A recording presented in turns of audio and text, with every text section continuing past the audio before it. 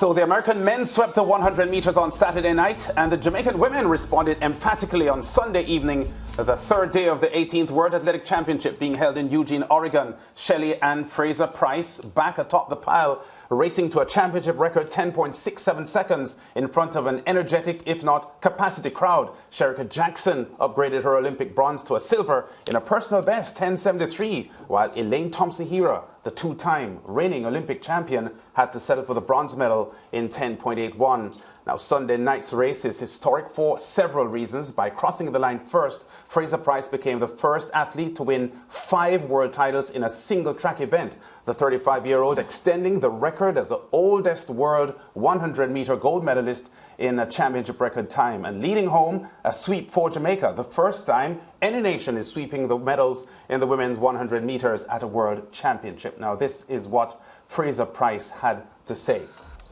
It's my favorite world title, doing it at 35, yes, 35. Whenever I'm healthy, I'm going to compete. I'm hungry, I'm driven, I'm always believing I can run faster, and I'm not going to stop until I stop believing that.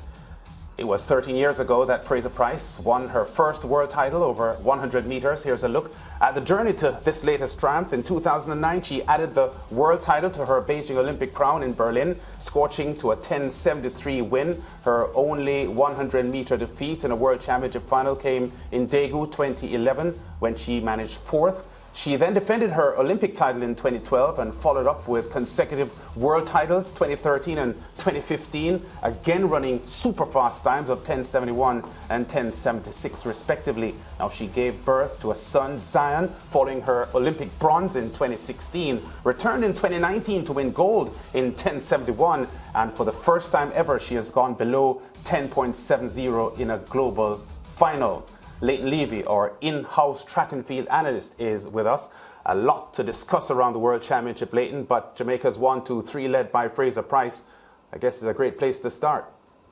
Yeah, it was absolutely expected. I think, as I said before, when you looked at the rest of the field, you didn't see anybody who was capable of challenging the Jamaicans. I mean, Asha Smith came the closest with her 10.83, but still that was only good enough for 4th. And right down to 7th place, 10.93, was close to the best times run by the respective athletes during the course of the year. There's nobody close to this top 3. And look, the only disappointment for me was that Elaine Thompson-Herah didn't go faster than 10.81. He seems to have lost that step in that acceleration. Could be the transition process that resulted in that. But notwithstanding that, when you look at the performances overall, Shericka Jackson is now the 3rd fastest Jamaican. She's supplanted Merlene Ottey, whose best time was 10.74 to run 10.73. And only Shelley and Fraser-Pryce and Elaine Thompson-Herah are faster than she is as a Jamaican. You get the feeling that she's not done yet. So, you know, it was not surprising. The only thing that was out that I think people were wondering was who was going to cross the line first. And based on what we saw, the form coming in, Shelley and Fraser-Pryce delivered her 3rd 10.67 this year. That's remarkable. And her 5th sub-10.7 time overall, which again is another record. Absolutely outstanding performance. Yeah, Leighton, can you talk a little about her longevity? Because it all started back in Beijing in 2008. That's 14 years ago. She was barely 22 years old, I think, at the time. And now at the middle part of her 30s, she's still dominating. She wins her races from the start. She gets up well, and when she's on form, no one can catch her. Yeah, well, her greatest weakness, Lance, to address that last point first, was that she would lead a race to 60-65. But by the time the rest of the field started to gain on her, the race was over.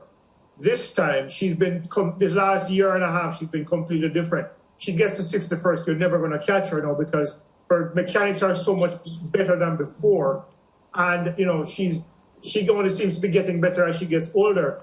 As it relates to the longevity, is one of the things where I believe that she's the greatest sprinter of all time. And look, there's people who will argue successfully that Usain Bolt cannot be challenged. But Usain Bolt retired at 34, and he was going slower every year after that 2009, that 9:58 and 19.19 are times that you approach with regularity. But the fact is that he was slowing down over time. Shelley Fraser-Pryce seems to be getting faster with each year, and her consistency with those times She's never had a final except 2016 when she had that sesamoiditis that affected her toe, where she's run slower than 10.7 in any final. She's remarkable, and her consistency of performance speaks to her competitive edge, the work that she continues to do to strive for perfection, and her mental steel that allows her to defeat these stacked fields of quality throughout the years. I mean, you look at 2013, the field in 2013 was comparable to the field that she faced today. And of course, the field that she faced in 2012 in the London Olympics. And still, she decimated a woman who ran 10.54 just last year. And 10.73 would be, I think, now the fastest time ever to lose in a global final. 10.73, and she lost by more than a yard. It's when you put it all together, you know, it's a remarkable career that I think is unchallenged up to this point, because 5 world titles has never been done before. In fact, 4 was never done before. But 5 now puts her that extra yard the rest of the world and whoever has done it before. Exactly, Leighton. And of course, you know, when Elaine won the Olympics, the double gold, everybody spoke glowingly about the fact that she would challenge for Flojo's record. Then Sharika has been doing some incredible things. We brought her into the discussion. And Shelly, I remember last year we had her on the SportsMax zone. Of course, she was doing some charity, and I had asked her that same question, and her response was, you know, she also has that record on her mind. Based on what we saw from her last night, and of course, we're talking about times. Now, Shelly is out front for challenging that record also. Yeah, but 10.67, I remember Shelly's personal best is 10.60. Yeah. Right? She's not very far behind Elaine's 10.54. And as I said earlier this year, that world record, I didn't believe anybody was going to approach that world record, and I'm still proven to be right, because in my mind that record was illegitimate anyway. So the reality is that Shelly, I believe that she can actually go faster than the 10.67. I think she can go faster than the 10.60. The thing is that 10.49, I think, is just out of the reach of anybody running today.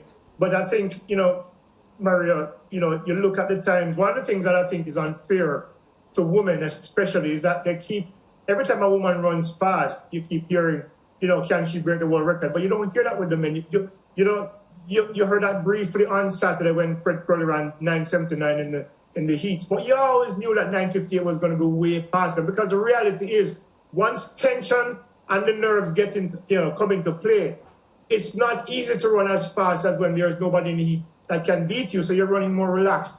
So you're able to perform at a higher level of efficiency because you're not under that stress.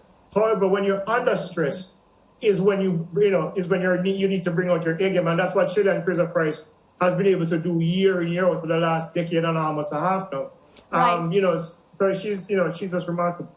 And of course, you know, whenever I think about Jamaican, up to yesterday, I was making a joke with one of my friends that, you know, I genuinely believe that Jamaicans start running and sprinting and stuff from even from their mom's stomach, because y'all are just literally so fast, right? What does it mean, though, to Jamaica? I mean, we already know how dominant Jamaicans are where track and field is concerned. But, you know, just the fact that, you know, the women were able to sweep these medals in the 100 meters at the World Championship, does this add to the status that Jamaica already has where track and field is concerned? Absolutely. When you look at what Jamaica's legacy has been in track and field in the world, I mean, in 1980, Merlin Ottey became the first woman from the Caribbean to win a medal at the Olympic Games, okay? Since that time, Dion Hemmings, first woman to win the gold medal for Jamaica at the Olympic Games in the 400-meter hurdles. And then, of course, throughout all that line was Merlin Ottey doing incredible things, you know, running fast times, but unable to break through that glass ceiling and win gold medals consistently as her talent would deserve. But then here comes along Veronica Campbell-Brown, and she wins a world title in 2007. But first of all, she wins a 200-meter title at the Olympics in 2004, followed up in 2008. Wins of Jamaica's first 100-meter world title in 2007 in Osaka. So you're looking at a growing legacy. And of course, Shelly has been part of now 3 sweeps in her career. 1-2-2 in Beijing in 2008, 1-2-3 last year, she was second, and now 1-2-3 again, where she's a winner again. Jamaica's legacy in track and field continues to grow, and it's largely due to the accomplishments of our women, who are generally overlooked, because we seem to believe that the only time our track and field athletes do well is when our male athletes do well. But if you look across the course of Jamaica's history, as I mentioned before, Jamaica's men won 12 medals at the Olympics between 1948 and 1980 when Merlin Naughton won her first medal. But since that time, Jamaica's women have won more medals than men from 1980 to today at major championships. So, it is what it is in terms of the women bringing that significant legacy to Jamaica's track and field, from Merlin Naughton through to, Veronica Campbell-Brown to, Millian Walker, Bridget Foster Hilton, and of course, the amazing talent pool that we have now with Shelly Fraser-Pryce, Sherika Jackson, Kemba Nelson, Elaine Thompson-Herah, and the youngsters coming through. This is going to continue for ages to come. Yeah, a million things to ask you, Leighton, but I'm going to forego the obvious for the moment and ask you to talk about a man that I haven't heard anybody mention so far, Ronaldo Walcott. The Shelly and Fraser-Pryce he got, many would say, well, he had material of an exceptional kind to work with after her difficulties with MVP and the man who brought her and sustained her for so many years, Stephen Francis. But talk, for those who don't know, about Ronaldo Walcott and what this means for the career of a young coach who, well, not so young, but young in terms of, still a young, not an old man, but a man who now has his World Championship gold medal, highly touted for a long time, and the things that they've said about him have now been concretized in the form of this medal and the way this woman has been able to perform under his hand since he took charge of her training. Well, let's start with the most obvious one, George. What he's done with Shelly Fraser-Pryce since she left MVP in 2020, is remarkable. Because Shelly Fraser-Pryce, he ran a personal best of 1070 in 2012. That was 10 years ago, right? But 2 years ago, she left, I think it was in April or May of 2020, or was it 2021, and went over to run on the Walcott.